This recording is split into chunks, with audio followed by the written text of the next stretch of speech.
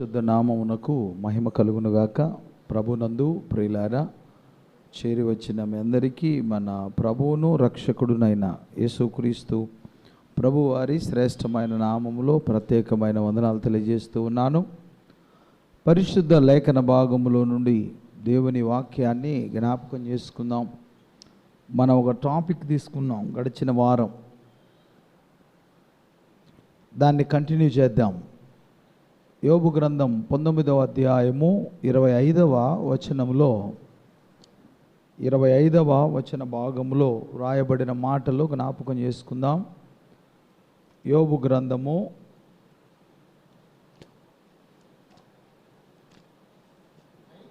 అయితే నా విమోచకుడు సజీవుడనియు తరువాత ఆయన భూమి మీద నిలుచుననియు నేనెరుగుదును.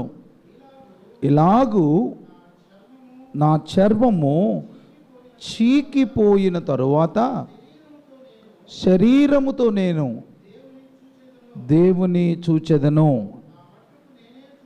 నా మట్టుకు నేనే చూచెదను, మరి ఎవరునూ కాదు.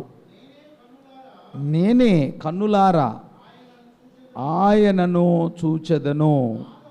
చాలండి. దేవుడి మాటలు మన వెనికిళ్ళు దీవించునుగాక. ఆమేన్. క్రీస్తునందు ప్రియులారా, యోబు మహాభక్తుడు. గడిచిన వారం మనం ధ్యానం చేశాం. క్రీస్తు పుట్టక మునుపు 1400 సంవత్సరాల క్రితము భూలోకములో జీవించినవాడు. అయితే 1400 సంవత్సరాల తర్వాత పుట్టబోయే క్రీస్తు, పుట్టిన క్రీస్తు ఆయన విమోచించిన విమోచనను గురించి చాలా స్పష్టంగా తెలియజేస్తా ఉన్నాడు. నా విమోచకుడు సజీవుడు. నా విమోచకుడు, నేను చెప్పాను మీకు, విమోచకుడు అనే పదము ఒక్క యేసుక్రీస్తు ప్రభు వారికి మాత్రమే వర్తిస్తుంది అని. అందుకు నేను మీకు ఆధారాలు కూడా చెప్పాను. ఆయన పుట్టినప్పుడు ఆయన పుట్టుకను గూర్చిన ఉద్దేశం ఏంటో దేవదూత యోసేపుతో తెలియజేశాడు. ఏమని? అతడు తన ప్రజలను వారి పాపముల నుండి తానే రక్షించును, విమోచించును, రక్షించును, విడిపించును. అంతా ఒకటే. విమోచకుడు ఆయన. తర్వాత ఆయన ఎలా విమోచించాడు అనే విషయాన్ని కూడా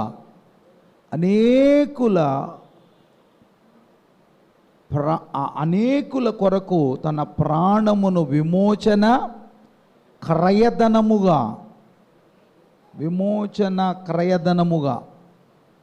ఆయన తన ప్రాణమును ధారపోసినవాడు. కాబట్టి యేసుక్రీస్తు విమోచకుడని యోబు నమ్ముకున్నాడు, యోబు నమ్మాడు. అయితే ఈ విమోచకుడు విమోచించి దేని నుండి విమోచించాడు? నిన్నెందుకు విమోచించాడు? దేని నుండి విమోచించాడో గడిచిన వారం మనం చెప్పుకున్నాం. ఒకటి, ధర్మశాస్త్రము క్రింద నుండి మనలను విమోచించాడు. ఆనాడు ఇజ్రాయేలు ప్రజలకు ఇయ్యబడింది ధర్మశాస్త్రం. ధర్మశాస్త్రము నుండి విడుదల కలుగు చేశాడు.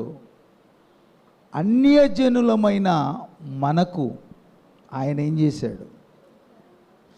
యూదులకి ధర్మశాస్త్రం అనే కాడి క్రింద నుండి వాళ్ళని బయటికి తీసుకొచ్చాడు, విమోచించాడు.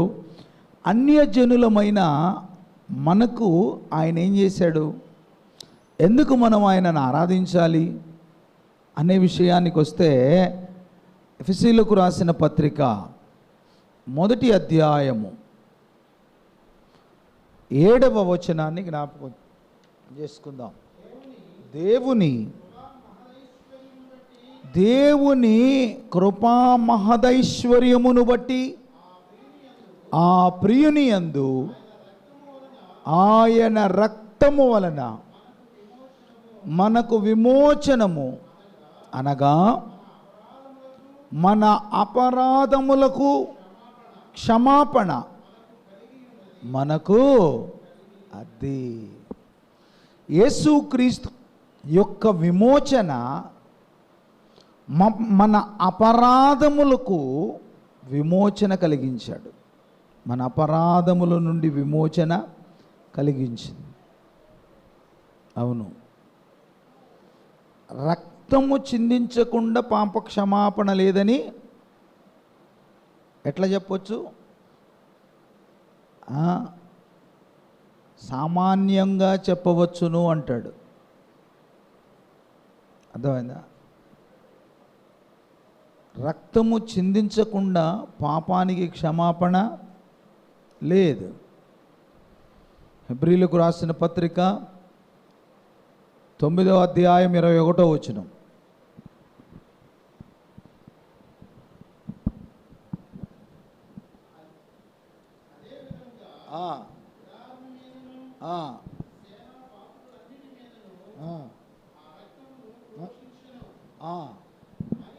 మరియు ధర్మశాస్త్ర ప్రకారము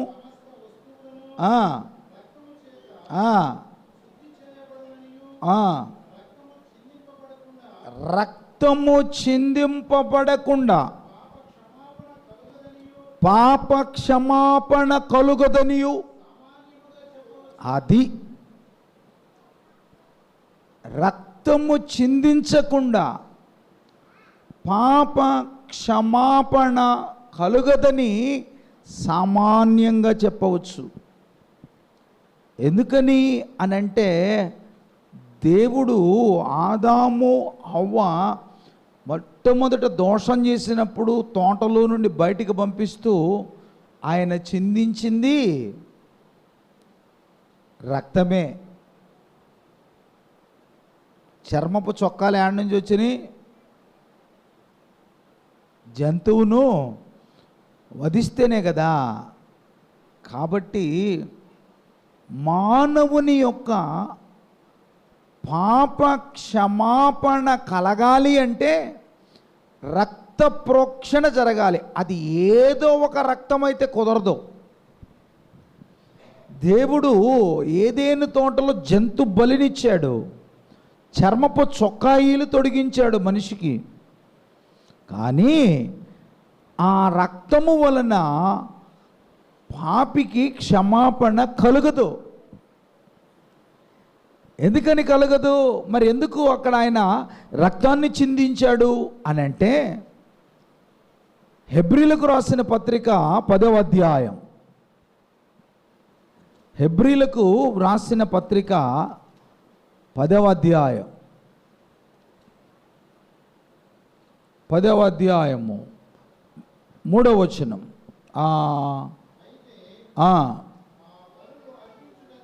ఆ బలులు అర్పించుట చేత ఏటేట పాపములు జ్ఞాపకమునకు వచ్చుచున్నవి.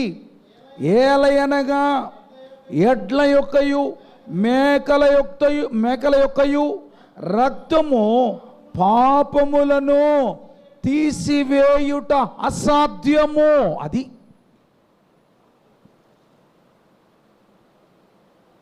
దేవుడు ఏదేను తోటలో జంతు బలినిచ్చారు. మొట్టమొదటి బలి అది.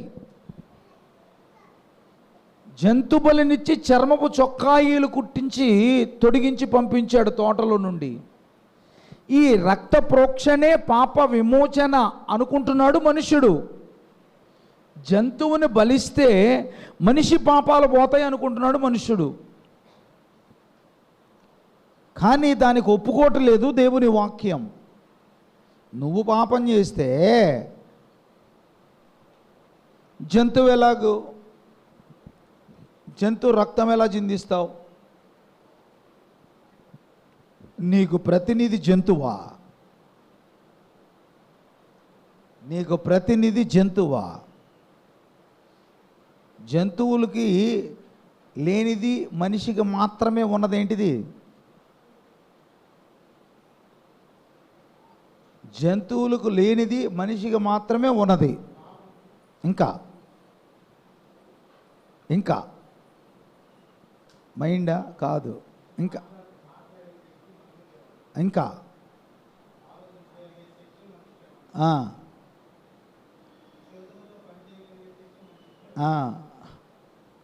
ఇంకా అసలు చెప్పట్లేదు మీరు.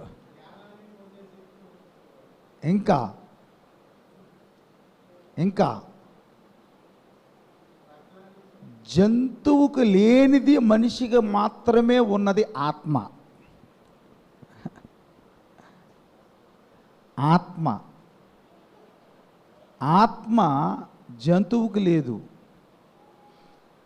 దేవుడు నరుని నాసికా రంధ్రములో జీవవాయువును ఊదగా నరుడు జీవించు ప్రాణి జీవించాడు. జంతువుకు ప్రాణమే, ఆత్మ లేదు.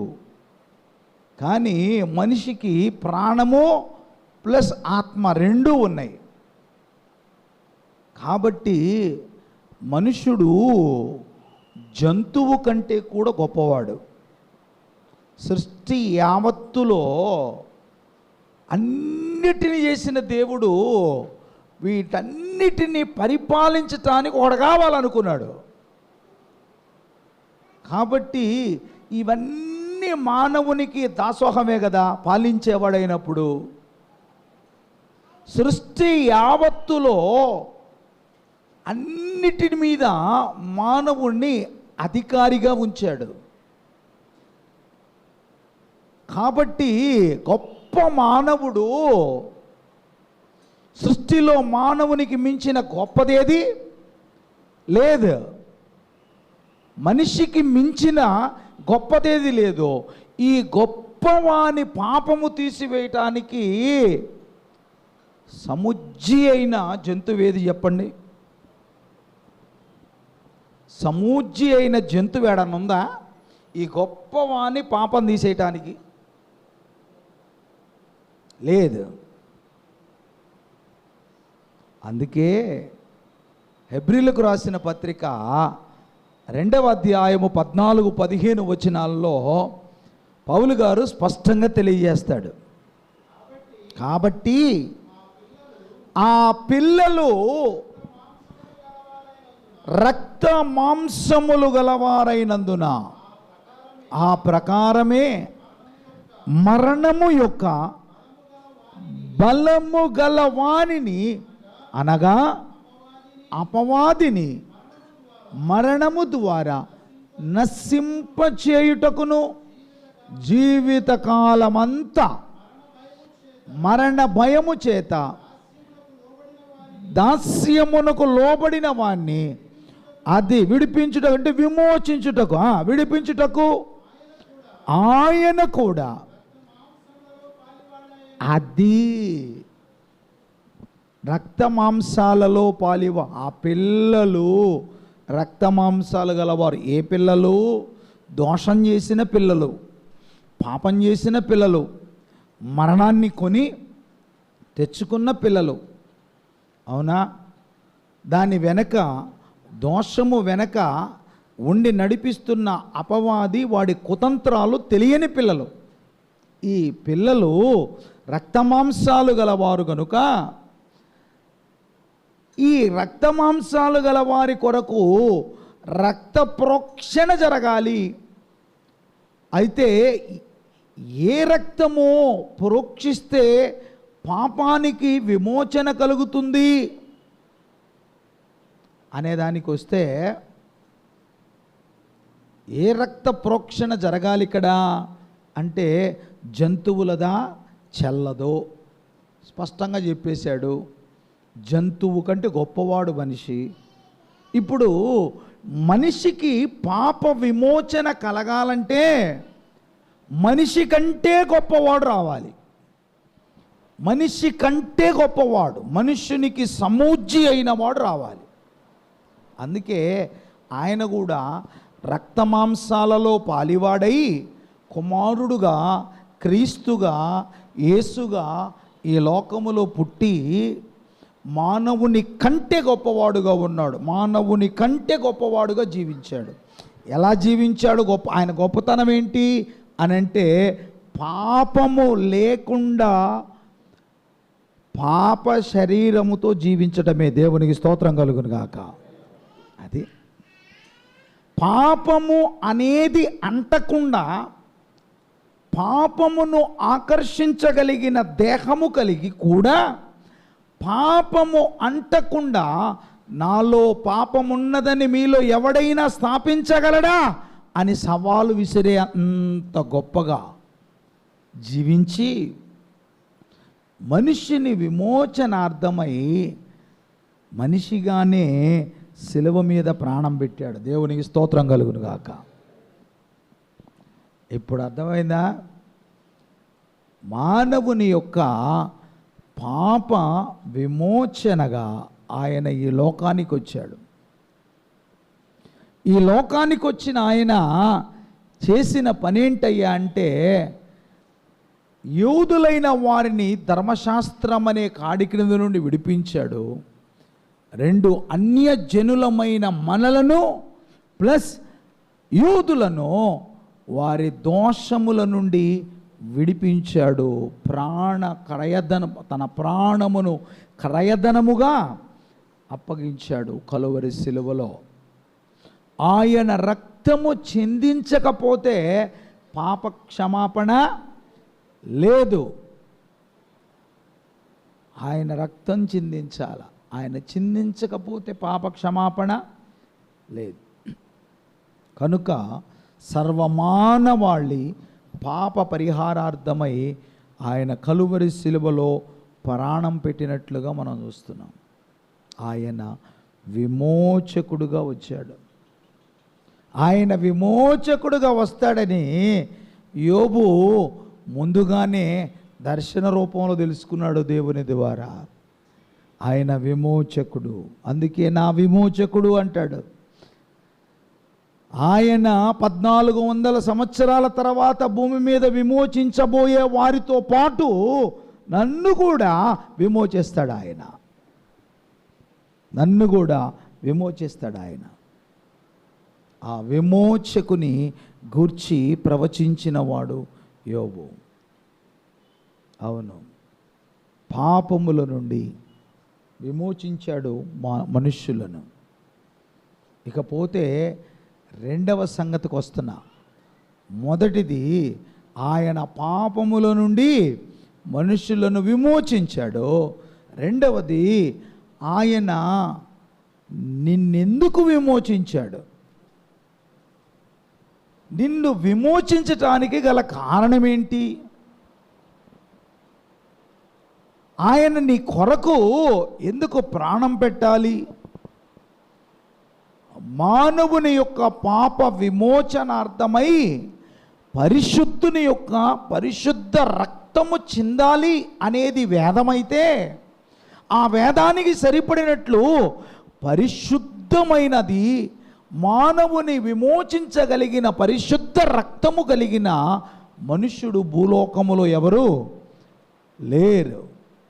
మానవుని యొక్క పాపమును ఏటేటా జ్ఞాపకం చేయటానికి జంతువులున్నాయి, రక్తం చిందుతుంది.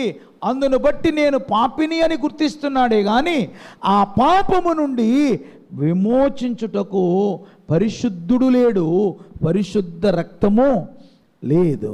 అటువంటి టైంలో యేసుక్రీస్తు ప్రభువారు దేవుడే మనుష్యుడుగా ఈ లోకానికి వచ్చి ప్రాణం పెట్టాడు.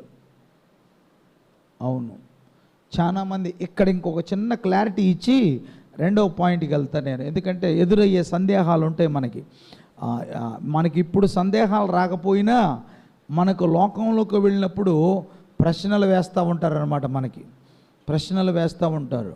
ఇక్కడ మనుష్యుడుగా వచ్చిన వాడు దేవుడు మనుష్యుడుగా రాలేదు, దేవుడు దేవుడుగానే ఉన్నాడు, ఈయన కుమారుడు మాత్రమే అని అంటుంటారు. దేవుడు దేవుడుగా రాలేదు, దేవుడు కాదు, వచ్చింది కుమారుడు, ఆయన ఒక మనిషి, యేసుక్రీస్తు ప్రభు వారిని అంటుంటారు ఆయన ఒక ప్రవక్త, అంత మటుకే అనే విషయాలు సమాజంలో మనం వింటూ ఉంటాం. అయితే ఇప్పుడు నేను ఒక ప్రశ్న, హెబ్రీ పత్రిక 9వ అధ్యాయము 16వ వచనంలో నేను మీకు వేస్తాను ఈ ప్రశ్న. 9వ ధర్మశాస్త్రము మరణ శాసనం ఎక్కడ ఉండునో అక్కడ మరణ శాసనము వ్రాసిన వాని మరణము అవశ్యము. ఆ శాసనము వ్రాసిన వాడు మరణము పొందితేనే అది చెల్లును. అది వ్రాసిన వాడు జీవించుచుండగా అది ఎప్పుడైనను చెల్లునా? చాలు. ఈ మాటలు గమనించండి. పౌలు గారు అంటున్నాడు, మరణ శాసనము ఎక్కడుంది, ఎక్కడుండునో ఆ మరణమును కొట్టివేయాలంటే ఆ మరణ శాసనము వ్రాసిన వాని మరణము అవశ్యము, అంటే త్వరగా జరగాలి. మరణ శాసనం ఎక్కడుంది? మరణ శాసనం ఎక్కడ ఆరంభమైంది? మరణం మనిషిని శాసించడం ఎక్కడ ప్రారంభమైంది? ఎక్కడ? అది ఎక్కడ మొదలైంది? మరణ శాసనము ప్రారంభమైంది ఏదైనా తోటలో. తినొద్దన్న పండు తిన్నాడు, అక్కడ మరణ శాసనము వ్రాసింది ఎవరు? ఇక్కడే మీరు ఆలోచించాల్సింది. మరణ శాసనం రాసింది ఎవరు? అబ్బా, దేవుడు.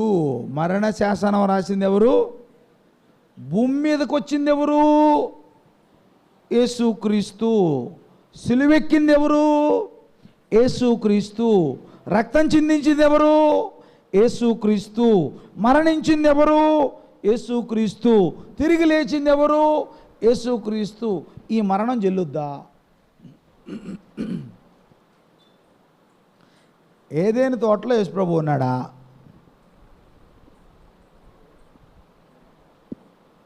మరణ శాసనము ఏదేను తోటలో ఆదాముకు అవ్వకు రాసింది ఎవరు? యెహోవా దేవుడు కదా. ఇది అందరికీ తెలిసిన జగమెరిగిన సత్యం. ఇది యెహోవా దేవుడు మరణ శాసనం రాశాడు. ఇప్పుడు ఈ మరణ శాసనము ఎవరైతే రాశారో ఆ మరణ శాసనము నుండి తప్పించాలంటే ఆ రాసిన వాడొచ్చి మరణించాలి. మరణించకపోతే అది చెల్లదు అంటుంది వాక్యం, వేదం చెప్తుంది ఆ మాట. ఇప్పుడు అతడొచ్చి మరణించాలి. వచ్చింది ఎవరు?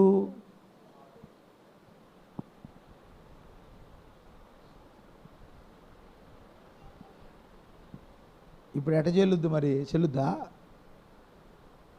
రాసిన ఆయనే మరణించాలి కదా. ఆయన ఉన్నాడు. జగత్తు పునాది వేయబడక మునిపే నేను నా తండ్రితో కూడా ఉన్నానంటాడు. ఆయన ఉన్నాడు, ఓకే, ఉన్నాడు. ఇప్పుడు అబ్బాయి అట్టట్ట నువ్వు తింటే నా కడుపు నిండుద్దా? ఇక్కడ గమనించాల్సిన విషయం ఏంటంటే, ఇప్పుడు రండి మళ్ళా రోమపత్రిక 9వ అధ్యాయం 5వ వచనం.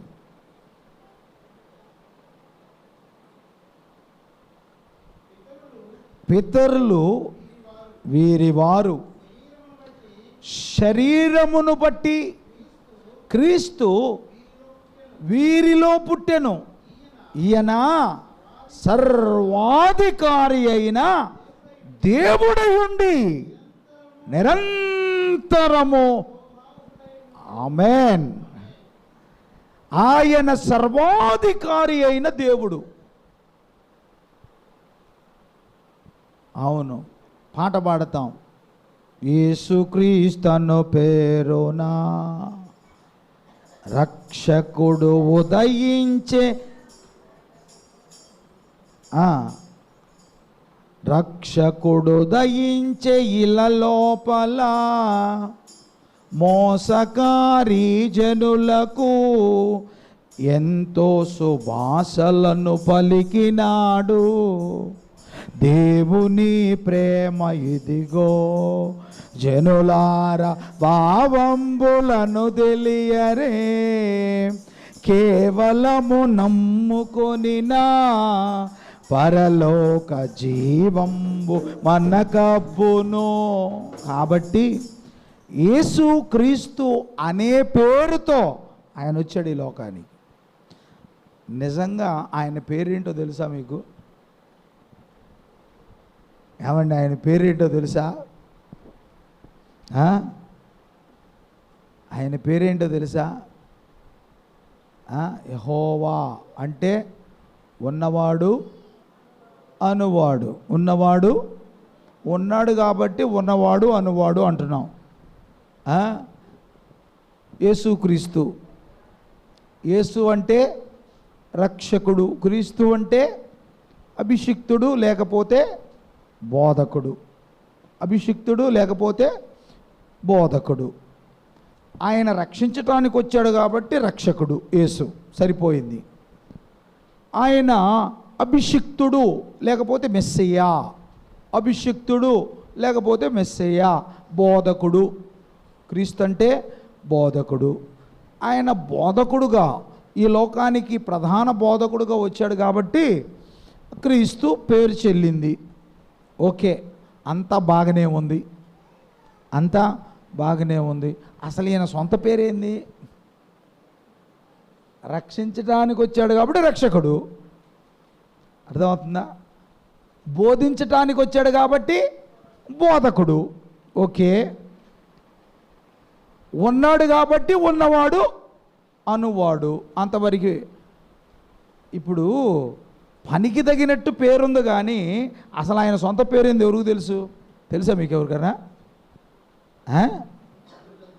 ఆయన పేరేమో, ఆయన కుమారుని పేరేమో నీకు తెలియనా అంటాడు. ఆయన పేరేంటి? ఏ పేరుతో పిలుస్తావు ఆయన నువ్వు? ఆయనకంటూ ఒక సొంత పేరుందా? సొంత పేరు తెలుసా మీకు? ఆయనకున్న సొంత పేరేందో తెలుసా? దేవునికి ఉన్న సొంత పేరేందో తెలుసా?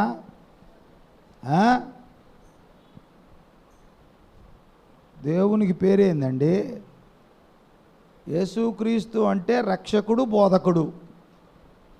రక్షించడానికి వస్తే రక్షకుడు, బోధించడానికి వచ్చాడు కాబట్టి బోధకుడు. అవునా? ఇప్పుడు నేను ఎవరిని? పాస్టర్ గారు. పాస్టర్ గారికి ఒక పేరు ఉంది. పాస్టర్ గారి పేరేంది? జాకోబు. తెలుసు కదా మీ అందరికీ. పాస్టర్ గారు, మా పాస్టర్ గారు, మా పాస్టర్ గారు, మా పాస్టర్ గారు అంటున్నారు. బయట ఊరోళ్ళు వచ్చారు, మీ పాస్టర్ గారు, మీ పాస్టర్ ఎవరు మీ పాస్టర్ గారు అని అంటే జాకోబు అన్నారు. ఏ జాకోబు అంటారు. జాకోబులు చాలామంది ఉంటారుగా. ఏ జాకోబు అంటారు, ఫలానా జాకోబు అంటారు. అర్థమైపోద్ది కదా. అట్టనే రక్షించడానికి వచ్చాడు, రక్షకుడు అయ్యాడు. విమోచించడానికి వచ్చాడు కనుక విమోచకుడు అయ్యాడు. అవునా? ప్రేమించాడు కనుక ప్రేమ అయ్యాడు ఆయన. మరి ఆయనకు సొంత పేరేంటి? అన్వేషించండి, ఆలోచించండి, తర్వాత నాకు చెప్పండి ఆయన పేరేందో. సరేనా? ఇప్పుడు రక్షించిన వాడెవరు? ఇప్పుడు విమోచించిన వాడెవరు? మరణ శాసనం ఎక్కడ ఉండునో అక్కడ మరణ శాసనము రాసిన వాని మరణము అవశ్యము. మరణ శాసనం ఏదైనా తోటలో ఉంది. మరణ శాసనం రాసింది ఉన్నవాడు. మరణ శాసనం కొట్టివేయటానికి వచ్చింది రక్షకుడు. ఇప్పుడు ఈ ఉన్నవాడే రక్షకుడా? రక్షకుడే ఉన్నవాడా? అంటే అపోస్తలుడైన పౌలు గారు పూర్తి క్లారిటీ ఇచ్చాడు మనకి రోమపత్రికలో. శరీరమును బట్టి ఈయన వీరిలో జన్మించెను కానీ ఈయన సర్వాధికారి అయిన దీన్ని బట్టి మనకేమర్థమవుతుంది? ఏదైనా తోటలో మరణ శాసనం రాసిన దేవుడు ఈయనే. ఏదైనా తోటలో మరణ శాసనం రాసింది ఈయనే. మరణించటానికి వచ్చింది ఈయనే. మరణించింది ఈయనే. తిరిగి లేచింది ఈయనే. అవును, 3 కాలాలలో 3 పేర్లతో ముగ్గురుగా కనిపిస్తున్న ఒకే దేవుడు, త్రియేక దేవుడు. దేవునికి స్తోత్రం కలుగును గాక. ఆయన త్రియేక దేవుడు. ఆయన నిన్ను నన్ను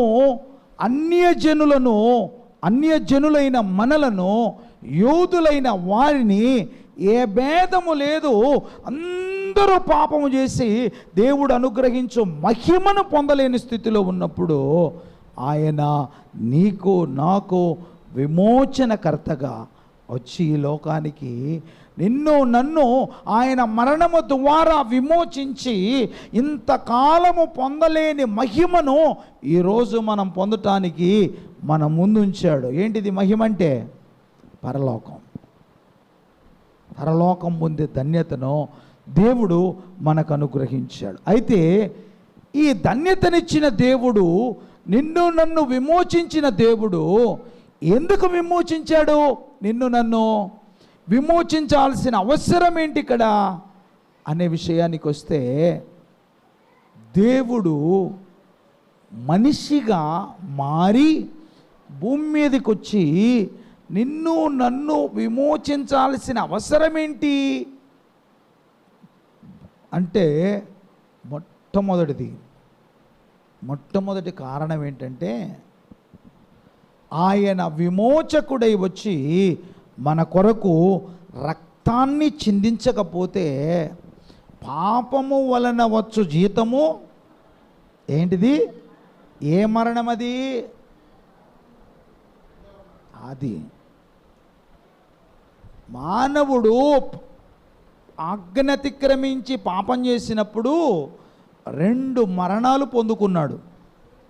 ఒకటి శరీర మరణము, రెండవది ఆత్మ మరణాన్ని పొందుకున్నాడు. శరీర మరణము తీసివేయుటకు వచ్చాడు ఆయన, ఆత్మ మరణాన్ని తీసివేయడానికి వచ్చాడు ఆయన. శరీర మరణాన్ని తీసివేయడానికి రాలా. శరీర మరణాన్ని ఏం చేశాడంటే పరలోకానికి నడిపించే సాధనంగా ఉంచాడు. శరీర మరణాన్ని ఎట్లా చేశాడంటే, ఇక్కడ తలుపేస్తే అక్కడ తలుపు తీయటం అన్నట్టు. అంటే శరీరాన్ని ఇక్కడ విడిచిపెడితే అక్కడ పరలోకానికి వెళ్ళటానికి సాధనంగా. లేకపోతే మనోళ్ళు అంటారు చూసారా, సింహం అది ఏ వాహనం అది? చనిపోయిన వాళ్ళని తీసుకెళ్తారు. స్వర్గపురి వాహనం అంటారు చూసారా. శరీర మరణము ఒక వాహనంగా మారి మనిషిని స్వర్గానికి తీసుకొని పోద్ది, పరలోకానికి తీసుకొని పోద్ది. అలా మలిచాడు యేసుక్రీస్తు. మరణించి పునరుద్ధానపు శక్తితో ఆయన తిరిగి లేచుట వలన శరీర మరణము యొక్క ముళ్ళు విరిగిపోయింది. శరీర మరణము యొక్క ముళ్ళు విరిగిపోయింది. ఇక ఈ మరణము వలన ఎవనికి భయమో లేదు. ఎందుకు? ముళ్ళు విరిచేశాడు. ఈ తేనెటీగల ఐడియా ఉన్నాయా మీకు? తేనెటీగలో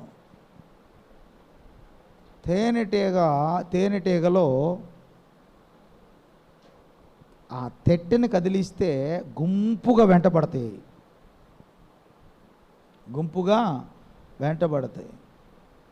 తండ్రి కొడుకు తేనె తెట్టెని కదిలించి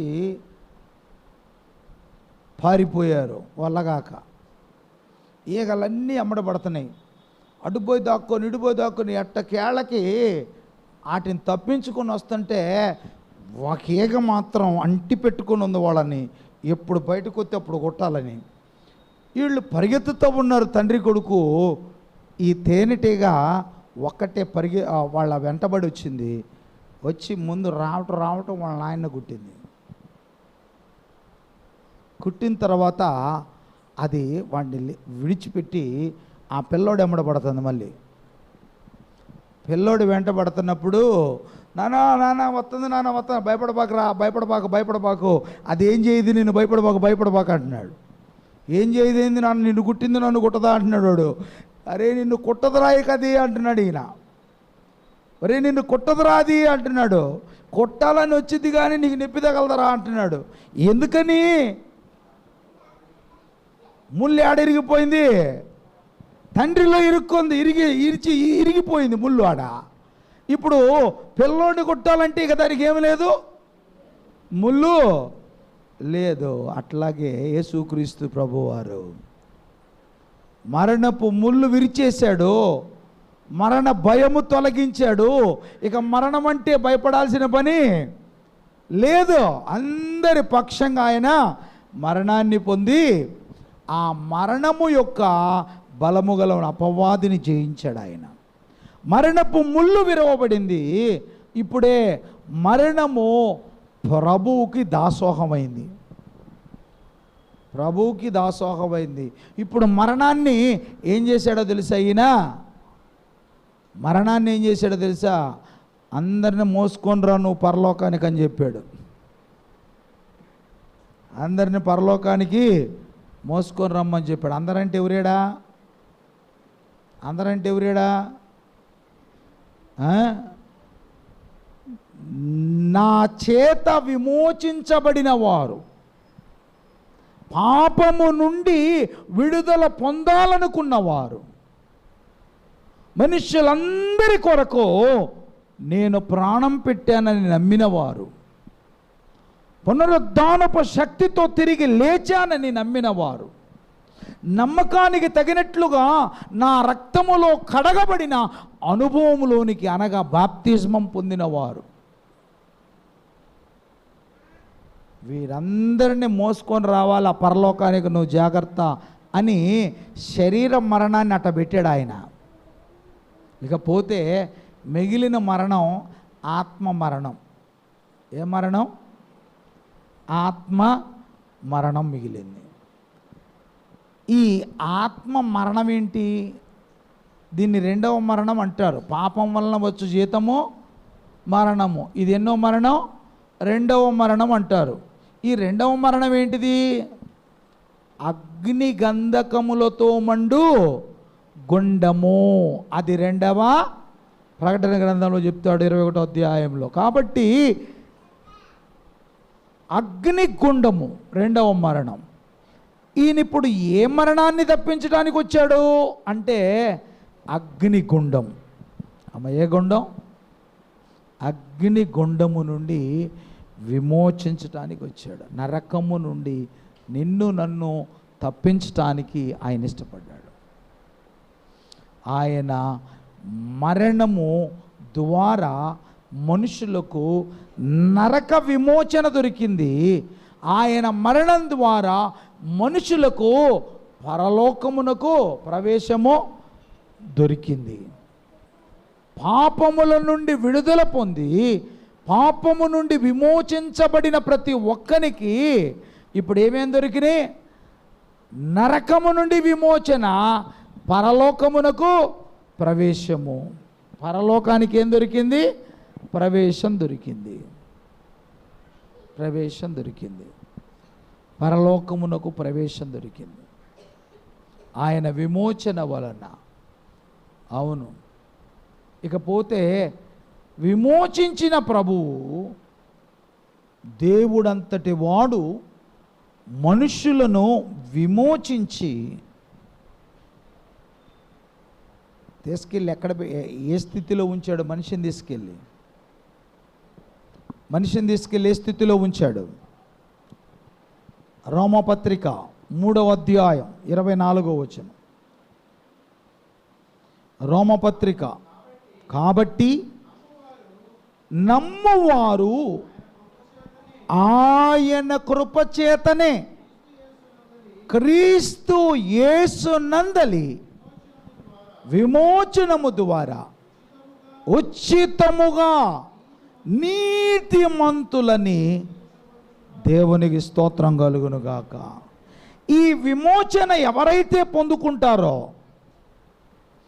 ఈ విమోచన ఎవరైతే పొందుకుంటారో, ఆయన యందలి విశ్వాసము కలిగి ఆయన నా కొరకు లోకానికి వచ్చాడు, ఈ లోకములో నా కొరకు జీవించాడు, పరిశుద్ధుడని సాక్ష్యం పొందాడు, మరణించాడు, పునరుద్ధానపు శక్తితో తిరిగి లేచాడు, నా పాపముల నుండి నాకు విమోచన కలిగించాడు, నరకములో నుండి నా ఆత్మను విడిపించి పరలోక ప్రవేశము చేయుటకు అవకాశాన్ని కలిగించాడు అని ఎవరైతే నమ్ముతారో, నమ్మకానికి తగినట్లు పాప క్షమాపణ నిమిత్తమై మారు మనసు పొంది బాప్తిజం తీసుకుంటారో, అలాంటి వారిని ప్రభు అంటున్నాడు, భూలోకములో మీరు నీతిమంతులు. ఊరకనే ఇచ్చాడు ఆ టైటిల్. ఉచితముగా మనము నీతిమంతులము కావటానికి అవకాశం ఇచ్చాడు. అవును, గమనించండి. ఒక కాలేజీలో ఒక పిల్లోడికి కాండక్ట్ సర్టిఫికెట్ కావాలంట. పోయాడు, ఏరా నువ్వు ఎప్పుడు బాగున్నావని నీకు సర్టిఫికెట్ ఇవ్వాలరా అని అంటున్నారు. అయ్యగారు ఎట్టండి, ఇప్పుడు నాకు ఇది అవసరమండి అని అంటున్నాడు. వాడు ఎట్లా ఇస్తాం అట్ట ఇయ్యం అంటున్నాడు.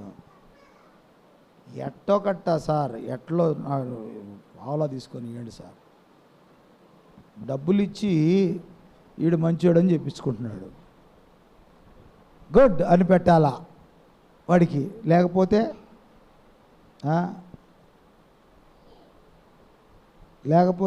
బ్యాడ్ అని పెడితే వాడికి ఉపయోగం ఏమన్నా ఉందా? కాబట్టి వీడు గుడ్ అని పెట్టాలంటే డబ్బులు ఇవ్వాలా. ఎందుకని? డబ్బులు ఇచ్చి క్యారెక్టర్ తెచ్చుకునే ఈ లోకంలో ఉచితముగా నీ విశ్వాసం ఉంచితే చాలు. నీ విశ్వాసమునకు తగినట్లుగా నువ్వు మారు మనసు పొంది పాప క్షమాపణ నిమిత్తమై బాప్తిజమం పొందితే ఆయన అంటున్నాడు, మీరు నీతిమంతులు అని ఉచితంగా ప్రభువే తెలియజేస్తున్నాడు. ఎంతమందికి కావాలి ఈరోజు ఆ గొప్ప టైటిల్? నిజంగా నువ్వు ఆయన నీ విమోచకుడని నమ్మితే నిన్ను నీతిమంతుడిగా తీర్చడానికి ఆయన సిద్ధంగా ఉన్నాడు. అవును, ఆయన నిన్ను విమోచించి పక్కన పడేసి పోలా, నిన్ను సమాజంలో నీతిమంతునిగా నిలబెట్టాడు, నీతిమంతుడుగా నిలబెట్టాడు, నీతిమంతురాలుగా నిలబెట్టాడు. అవును, నీతిమంతుల తల మీదకి ఏమొస్తాయి? గట్టిగా ఆశీర్వాదములు వచ్చును. నీతి లేకపోయినందునే, నీతిమంతుడు అనే టైటిల్ లేనందునే ఆశీర్వాదాలు లేకుండా పోయిన ఎంతకాలం. అన్ని శాపాలే కదా. నీతి అనేది దూరమైతేనే శాపాలు వచ్చింది. నీతిమంతుల తల మీదికి ఆశీర్వాదమునకు కర్తగా నిన్ను నిలబెట్టడానికి ఆయన నిన్ను విమోచించి ఈ లోకములో ఆయన స్వరక్తమిచ్చి సంపాదించిన పరిశుద్ధ సంఘములో నిన్ను నీతిమంతురాలుగా ఉంచాడు. అవును, ఇది రెండో విషయం. అయితే మూడో విషయము, మరి ఇంత స్థితిలో నిన్ను బాధంతా ఆయన భరించి ఉచితముగా నిన్ను నీతిమంతురాలుగా తీర్చిన ఉద్దేశం ఏంటో తెలుసా మీకు? ఎందుకు తీర్చాడు? ఆ ఉద్దేశము మనం గమనించి చూసినట్లయితే తిమోతికి పౌలు గారు రాసిన 2వ పత్రిక 4వ అధ్యాయము 17వ వచనం చూడండి. 17వ వచనం. అయితే నా ద్వారా సువార్త పూర్ణముగా ప్రకటించబడు నిమిత్తము అన్యజనులందరూ దానిని విను నిమిత్తము ప్రభువు నా ప్రక్క నిలిచి నన్ను బలపరచెను గనుక నేను సింహము నోట నుండి తప్పించబడి తిని. చాలు. పౌలు గారు అంటున్నాడు. పౌలు గారు గొప్ప సాక్ష్యం ఇస్తున్నాడు తిమోతికి. దేవుడు నన్ను ఎందుకు విమోచించాడో తెలుసా? సువార్త పూర్ణముగా. ఎక్కడ వెళుతూ పూర్ణం అంటే శిఖామణి చెప్పినట్టు బోండాలో పూర్ణం కాదు. పూర్ణముగా అంటే పూర్ణము, ఖాళీ లేకుండా, పూర్ణముగా, సంపూర్ణంగా, ఖాళీ లేకుండా దేవుని సువార్త ప్రకటించుట కొరకు అన్య జనులకు దేవుని మాటలు వినిపించుట కొరకు దేవుడు నా ప్రక్కన నిలిచి నన్ను బలపరిచి సింహము నోట నుండి తప్పించాడు. దేవునికి స్తోత్రం కలుగును గాక. విమోచించాడు. తప్పించాడంటే నేను చెప్పాను, విమోచనకు పర్యాయ పదాలు రక్షించను, తప్పించను, ఇవి పర్యాయ పదాలు. ఆయన నన్ను తప్పించాడు అంటే విమోచించాడు సింహము నోట నుండి. ఏంటిది సింహము? సింహము నోటి నుండి తప్పించాడంట. ఏంటిది సింహము? అపవాది. పేతురు రాసిన మొదటి పత్రిక 5వ అధ్యాయం 8వ వచనంలో చెప్తాడు, నిబ్బరమైన బుద్ధి గలవార మెళకువగా ఉండుడి, మీ విరోధి అయిన అపవాది గర్జించు సింహము వలె ఎవరిని మృంగుదునా వెదకుచూ తిరుగుతున్నాడు. గర్జించు సింహం వాడి నోటికి దొరకకుండా ప్రభువు నా పక్కన నిలిచి, నేను ఎలా రక్షించబడ్డానో తెలుసా? తిరిగి మరలా నెమరు వేసుకుంటున్నాడు. ఈరోజు నీకు నాకు అదే పని. నేను ఎలా రక్షించబడ్డాను అంటే సింహము నోటి నుండి విడిపించబడ్డాను. ఎవరు నన్ను తప్పించారు? ప్రభువు నా ప్రక్కన నిలిచి లోకములో నాశనకరమైన ఊబిలో, జగడగల దొంగ ఊబిలో కొట్టుమిట్టాడుతున్న నన్ను, నాశనానికి సమీపంగా ఉన్న నన్ను, ఏ మంచి లేని నా జీవితాన్ని ఆయన ప్రేమించి ఆయన నా ప్రక్కన నిలిచి నన్ను బలపరిచాడు. నా బాధల్లో, కృంగిన వేళలో, ఎందుకు ఈ జీవితం అనుకుంటున్నప్పుడు, ఎందుకు ఈ శ్రమలు అనుకుంటున్నప్పుడు, ఎందుకు ఈ బాధ చనిపోతే బాగుండు అనుకుంటున్న సమయంలో కూడా ప్రభువు నా పక్కన నిలిచాడు, నన్ను బలపరిచాడు, నన్ను ధైర్యపరిచాడు. ఈరోజు ఆయన మాటలు వినే భాగ్యం ఇచ్చాడు. నేను రక్షించబడ్డాను, సింహము నోటి నుండి తప్పించబడ్డాను. సింహము అపవాది మృంగాలని చూస్తా ఉన్నాడు. ఒక యవ్వనస్తుడు నిన్న మన పిల్లలు చెప్పుకుంటున్నారు బయట చిలకలూరుపేటలో సొగాలి కాలనీలో ఒక యవ్వనస్తుడు, ఏం జరిగిందో తెలియదు, వాడే కత్తి తీసుకొని శుభ్రంగా ఇదంతా కోసుకున్నాడంట. వాడే చచ్చిపోయాడు. భయంకరమైన పరిస్థితుల్లో, ప్రాణాపాయకరమైన పరిస్థితులు, అపవాది గర్జించు సింహము వలె వాడి నోట కనిపించుకుంటున్నాడు. మనిషిని ఎవరు చంపనక్కర్లా, మానసికంగా కృంగదీసి వాడి ప్రాణాలు వాడే తీసుకునే పరిస్థితిలోనికి నడిపిస్తున్నాడు వాడు. ఈ రోజున రక్షించబడి ప్రభువులోనికి నడిపించబడిన మనందరం ఒకప్పుడు ఆ ఊబిలో నుండి వచ్చిన వారిమే. దేవుడు మన ప్రక్కన నిలిచి మనలను తప్పించాడు సింహము నోట నుండి. ఎందుకో తెలుసా? పౌలు అంటున్నాడు, తాను పాత స్థితిని, తప్పించబడి విమోచించబడిన ప్రభువిచ్చిన గొప్ప స్థితిని తలుచుకుంటూ సాక్ష్యమిస్తూ అంటున్నాడు, నన్నెందుకు విమోచించాడో తెలుసా నా ప్రభువు? సింహము నోటి నుండి నా ప్రభువు నన్నెందుకు తప్పించాడో తెలుసా? నాకంటే హీనమైన స్థితిలో ఎంతోమంది ఉన్నారు, వారికి లేని గొప్ప భాగ్యము దేవుడు నాకెందుకు ఇచ్చాడో తెలుసా? ఉచితముగా నన్ను ఈ కూనికోరిని, ఈ భయంకరమైన వ్యక్తిని నీతిమంతుడు అనే ఒక టైటిల్ ఇచ్చి నిలబెట్టాడు. ఎందుకో తెలుసా? నా ద్వారా సువార్త పరిపూర్ణంగా ప్రకటించబడాలని. నిన్నెందుకు రక్షించాడు? దేవుని సువార్త ప్రకటించాలని. ఆయన మంచిని, లోకములో ఉన్న చెడుగును, మనుషుల్లో ఉన్న మంచిని 100 మందికి ప్రచారం చేసే నువ్వు నిన్ను రక్షించిన ప్రభు యొక్క ఔన్నత్యాన్ని గూర్చి అనేకులకు ప్రకటిస్తావని. అనేకులకు నువ్వు ప్రకటించాలని ఆయన నిన్ను రక్షించుకున్నాడు. అన్య జనులు దేవుని సువార్త వినాలని ఆయన రక్షించుకున్నాడు నిన్ను. కానీ నువ్వేం చేస్తున్నావు?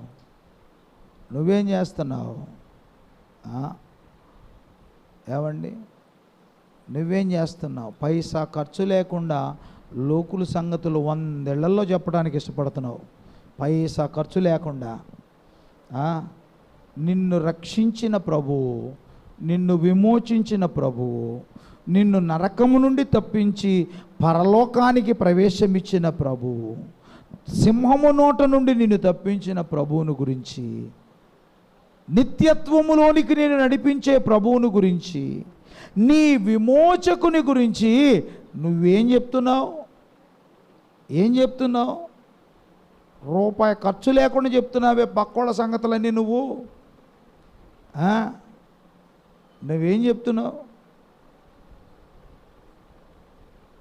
1400 సంవత్సరాల క్రితము దర్శన రూపములో ప్రభు విమోచనను చూసిన యోబు చెప్తున్నాడు, ఈరోజు సువార్త ప్రకటిస్తున్నాడు, నా విమోచకుడు సజీవుడని.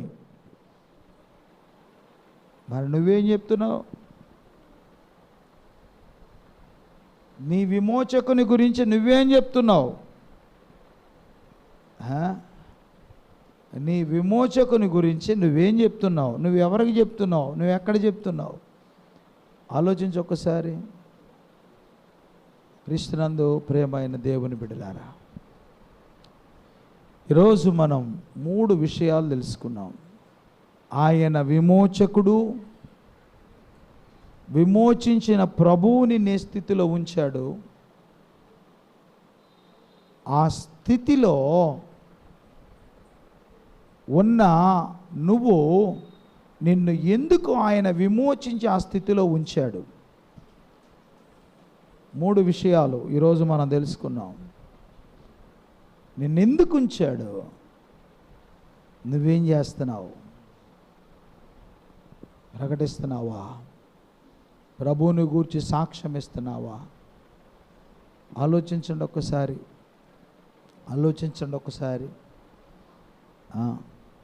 దేవుని సువార్తను ప్రకటించాలా? ప్రభువుని గూర్చి ప్రకటించాలా? వృద్ధాప్య వయసులో నేను మీకు ఒక విషయాన్ని జ్ఞాపకం చేస్తున్నాను. కులానికి రజకులు వాళ్ళు. మన ఆదమ్మమ్మ వయసు ఉంటుంది, అంత పెద్ద ఆమె. ఇదిగో వాళ్ళ మనవడు ఇక్కడే ఉన్నాడు. అదిగో వాళ్ళ మనవడు ఇక్కడే ఉన్నాడు. ఆ అబ్బాయి వాళ్ళ అమ్మమ్మ ఈశ్వరమ్మ పేరు. అపవిత్రాత్మ చేత బాధపడుతూ ఉన్నప్పుడు దేవుడు అద్భుతంగా స్వస్థతనిచ్చాడు ఆమెకి. దేవుడు విజయాన్ని చేకూర్చాడు అపవాది మీద. ప్రార్థన చేశాం. ఈరోజు ఆమె ఎట్టుందో తెలుసా? కొద్దిగా దూరం నడిస్తే కాళ్ళు నొప్పులు. అట్లాంటి ఆమె కిలోమీటర్ దూరం ప్రార్థనకి వెళ్తుంది. కిలోమీటర్ వాళ్ళ ఊరు నుంచి, ఏ ఊరు అది? సండ్రపాడు. అక్కడి నుంచి కిలోమీటర్ ఇల్లుద్దామే నడిచి. ఇప్పుడు ఆమె ఏం చేస్తుందో తెలుసా? దేవుడు నాకు స్వస్థతనిచ్చాడు, మా వాళ్ళల్లో అందరికీ అనారోగ్యంతో ఉన్న వాళ్ళందరికీ స్వస్థత కావాలని అడిగి మరీ ప్రార్థన చేసి వస్తుంది. పోయి ఆమె ఇంటింటికి పోయి అడిగి మరీ ప్రార్థన చేసి వస్తుంది. ఆమె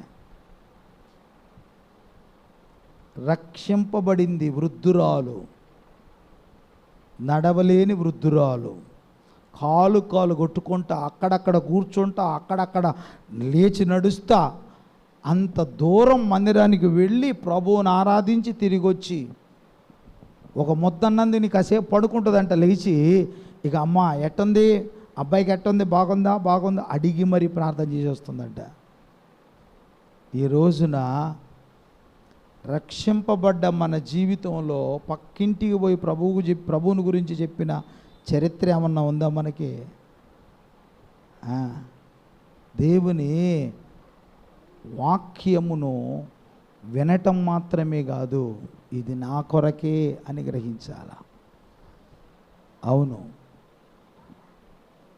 అపోస్తలుడైన పౌలు గారు అంటాడు, నన్ను నా ప్రభువు విమోచించిన పరమార్థం దేవుని సువార్త పూర్ణముగా ప్రకటించుటకు, అది అన్యజనులు వినాలి. అందుకోసమే దేవుడు నా ప్రక్కన నిలిచి నన్ను బలపరిచి సింహము నోటి నుండి నన్ను తప్పించాడు. తప్పించిన నా ప్రభువు కొరకు నేను ఈ పని చేయాల్సిందే. ప్రభువు నొద్దకు వృద్ధురాలు నడిపిస్తుంది. నువ్వు నేనేం చేస్తున్నాం? సిగ్గుపడవలసిన పరిస్థితులు, సిగ్గుపడవలసిన వాటి యందు మనం గర్విస్తున్నాము, గర్వించవలసిన వాటి యందు సిగ్గుపడాల్సిన పరిస్థితి. ఎంత విచారమో! అవును, ప్రభువుని గూర్చిన వార్త కాటికి కాళ్ళారు చాపిన ముసలి ప్రాయములో ఒక ముసలమ్మ వెళ్ళి ప్రకటిస్తూ ఉంటే, యవన ప్రాయములో ఉన్నాము, నడి ప్రాయములో ఉన్నాము, ప్రభువుని గూర్చి ప్రకటించటానికి కావలసిన సమర్థత ఉంది, శక్తి ఉంది. నిన్ను ప్రభువు రక్షించటం బోగస్ అయితే నువ్వు సిగ్గుపడాలా? నీకు ప్రభువు ఇస్తానన్నది పరలోకం కాదు, నరకం అయితే నువ్వు సిగ్గుపడాలా? ఆయన నీకు ఇస్తుంది పరలోకం. ఆయన నిన్ను విమోచించాడు పాపముల నుండి, నిన్ను నీతిమంతుడుగా, నీతిమంతురాలుగా నీకు ఒక టైటిల్ ఇచ్చాడు. అవును, ఆయన సంరక్షణలో నిన్ను నిలబెట్టాడు. ఆయన కొరకు నువ్వేం చేస్తున్నావు? ఒక్కసారి మనలను మనము ప్రశ్న వేసుకుందాం. ఎందుకంటే ఆయన త్వరగా రాబోతున్నాడు. ఇదిగో నేను త్వరగా వచ్చుచున్నాను, వాని క్రియల చొప్పున ఇచ్చుటకు జీతము నా యొద్ద ఉంది. ఆ జీతము పనివాడు జీతానికి పాత్రుడు. నువ్వు ఎంత పని చేస్తే అంతే జీతం వస్తుంది. నువ్వు ఎంత పని చేస్తావో నీకు అంతే జీతం వస్తుంది. నువ్వు పని చేయకపోతే, దేవుడు ఈ లోకంలో ఉన్నప్పుడు తలాంతులు ఇచ్చిపోయాడు కొంతమందికి. ఒకడికి 5 తలాంతులు, ఒకడికి 2 తలాంతులు, ఇంకొకడికి 1 ఇచ్చాడు. 5 ఇచ్చినోడు ఎన్ని చేశాడు?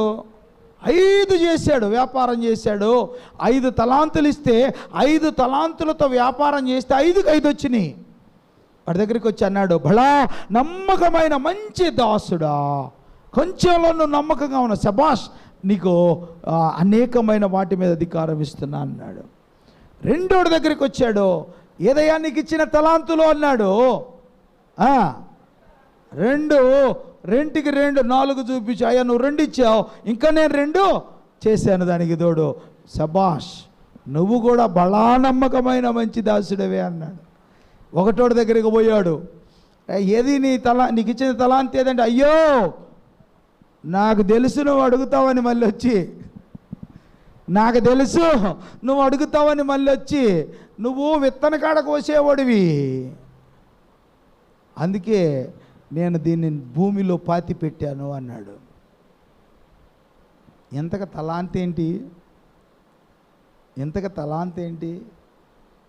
ప్రభువు నీకు ఇచ్చిన ప్రార్థనా తలాంతు, పాటల తలాంతు, వాక్యం చదివే తలాంతు, వాక్యం ప్రకటించే తలాంతు, అనేక రకాలుగా ప్రభువు నీకు తలాంతులు ఇచ్చాడు. దాన్ని తీసుకెళ్ళి ప్రకటించే, సాక్ష్యం ఇచ్చే తలాంతు. ఇన్ని తలాంతులు ప్రభువు నీకు ఇస్తే వాటిని తీసుకెళ్ళి ఆడబెట్టాం, మనం పాతి పెట్టాం. రేపు జీతం ఇయటానికి రాబోతున్నాడు. ఈ ఒక్క తలాంతు అన్నాడు, ఒరే నేను విత్తన కాడ కోసానన్న సంగతి నీకెట తెలుసురా? నేను విత్తన కాడ కోయువాడనా? నేను విత్తని వాటిని ఆశించేవాడనా? ఎక్కడ ఆశిస్తే నువ్వు చూసి మాట అంటున్నావు? కాబట్టి వీడికిచ్చిన తలాంతు వడ్డీతో సహా వసూలు చేయండి. వీడిని తీసుకెళ్ళి చీకటి కొట్టులో పడవేయండి. అక్కడ ఏడ్చుట పండ్లు కొరుకుట తప్ప మరేమి. చాలా మంది ఆలోచన ఏందో తెలుసా? నేను రక్షించబడ్డాను కాబట్టి ఇంకా నాకు నరకం లేదు అనుకుంటారు. నేను బాప్తిజం పొంది చనిపోయాను కాబట్టి, నేను బాప్తిజం పొందాను కాబట్టి నాకు ఇంకా నరకం లేదు. ఎవడు చెప్పాడు నీకు బాప్తిజం పొందితే నేను నరకం తప్పించుకుంటాను? ఎవరు చెప్పారు నీకు? పిచ్చి మాటలు అయ్యి నమ్మబాకండి ఆ మాటలో. బాప్తిజమము పొందితే పరలోకం కాదాడా? బాప్తిజం పొందిన నీ జీవితములో దేవుడు నీకు ఇచ్చిన తలాంతు పట్ల ఎంత నమ్మకం కలిగి ప్రకటించావు, దాన్ని వినియోగించావు. నీకిచ్చిన తలాంతు పాతి పెట్టినట్టుగా ఆవుతూనే ఉండిపోతే చీకటి కొట్టులోనే పడేది. అక్కడ ఏడ్చుట పండ్లు కొరుకుట తప్ప మరేమి. నీకిచ్చిన తలాంతు 10 మందికి ప్రయోజనకరంగా ఉండాలా, ఉపయోగించాలి. అందుకే పౌలు దేవుని చేతిలో బలమైన సాధనంగా నిలబడి సువార్తను పూర్ణంగా ప్రకటించడానికి ప్రయాసపడ్డాడు. సువార్తను అన్యజనులకు సంపూర్ణంగా వినిపించాడు. మరి నీ వార్త, నీ సువార్త ఎంతమందికి వినిపిస్తున్నావు? ఒకసారి ఆలోచించు. విమోచించబడిన నీకు విమోచనకు తగిన పని మనం చేస్తున్నామా లేదా? అలాగూ చేయకపోతే యేసు నీ కొరకి ఈ లోకానికి రావటం వ్యర్థమే. యేసు ఈ లోకములో నీ కొరకు శ్రమపడటం వ్యర్థమే. ఆయన మాదిరికరమైన జీవితాన్ని నీకు కనబరచటం వ్యర్థమే. ఆయన మరణము వ్యర్థమే, ఆయన పునరుద్ధానము వ్యర్థమే. కాబట్టి ఆయన నీ కొరకు చేసిన త్యాగం అర్థవంతంగా ఉండాలంటే, వ్యర్థం కాకుండా ఉండాలంటే, నువ్వు పొందిన విమోచనకు తగిన నీతి కలిగి ప్రభువుని ప్రకటించాలా. ఆ కృప పరిశుద్ధాత్మ దేవుడు మనకు అనుగ్రహించి నడిపించునుగాక. ఆమేన్. ప్రార్థన చేసుకుందాం. తల వంచి కళ్ళు మూసుకున్నట్లయితే ప్రార్థన. సకలాశీర్వాదములకు కారణభూతుడు అయిన మా ప్రియ పరలోకపు తండ్రి, పరిశుద్ధుడా మీకు స్తోత్రాలు. మా జీవాధిపతి, మా స్తుతులకు కారణభూతుడా మీకు వందనాలు. మీ ప్రేమను బట్టి, కృపను బట్టి మా నాయన ఇంతవరకు మీరు మమ్మల్ని ప్రేమించి మీరు మాకు అందించిన సువార్తను బట్టి స్తోత్రాలు చెల్లిస్తూ ఉన్నాం. అయా, మీరు మా విమోచకులని, మమ్మలను విమోచించిన విధానమును గూర్చి మేము గ్రహించాం. విమోచించిన మమ్మల్ని విడిచిపెట్టలేదు, మీరు నీతిమంతులుగా తీర్చారు. నీతిమంతులుగా తీర్చబడిన మా జీవితాలలో ఎందుకు దేవుడు నాకు ఇంత గొప్ప ధన్యతనిచ్చాడు అనే ఆలోచన పౌలు గారు చేసినప్పుడు, అయా మా తండ్రి, మీ వార్తను, మీ సువార్తను పూర్ణముగా ప్రకటించటానికి, అన్యజనులకు ఆ సువార్త వినిపించటానికి అయా మీరు పౌలు ప్రక్కన నిలిచి బలపరిచి, మా విరోధి అయిన అపవాది అయి సింహము వలె మా తండ్రి నిలిచి ఉన్నప్పుడు వాడి నోట నుండి పౌలు గారిని తప్పించి నిలబెట్టుకున్నారు సాక్షిగా. ఈ రోజున ఆ భాగ్యము మా జీవితాల్లో కూడా మీరు అనుగ్రహించారు. అది పొందిన మేము, మా తండ్రి, మా నాయన, మీరు మా పట్ల ఉంచిన, మీరు మా పట్ల కలిగిన దర్శనాన్ని మేము కొనసాగిస్తున్నామో లేదో మమ్మలను మేము పరిశీలించుకుంటూ, పరీక్షించుకుంటూ ముందు కొనసాగుటకు సహాయము చేయండి. మీరు త్వరగా రాబోతున్నారు, జీతము తీసుకొని రాబోతున్నారు. అయా 5 తలాంతుల వాడు మీకు సంతోషాన్ని కలిగించాడు, 2 తలాంతుల వాడు సంతోషాన్ని కలిగించాడు, 1 తలాంతు వాడు అయా మీకు ఉగ్రత రేపాడు.